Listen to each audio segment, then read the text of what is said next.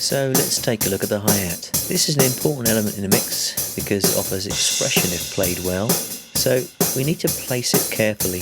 There's always going to be a lot of spill from the other kit pieces. Fortunately, there is rarely any big issue with phase alignment with a hi-hat, so we'll not be moving it around in the timeline. EQ.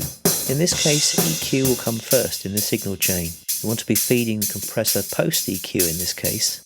We'll use it to dramatically change the recorded sound as we try to bring out the most useful frequencies. In doing so, we'll also eliminate much of the spill from the kick and snare.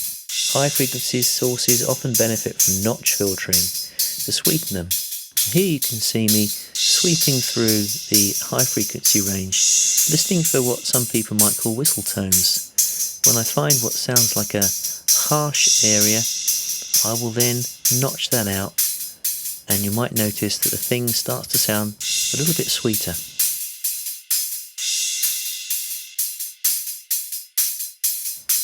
Compression. I would usually compress the hi-hat quite hard in order to make it stay in the mix without becoming too distracting.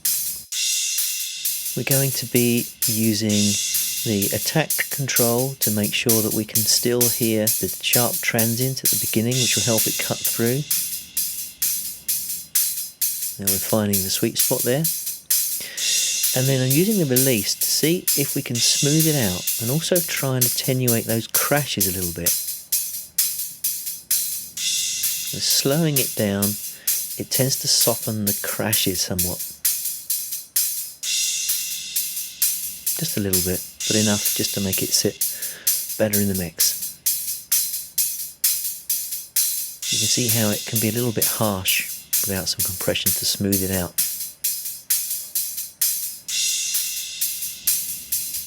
Okay, so finally, important to think about where the hi-hat actually sits. So from the drummer's perspective, it will be sitting slightly to the left of the snare, so that's where we're going to pan it to. Now bringing in the overheads, we can make sure that it sits in the mix just nicely so we can hear it clearly but without it dominating.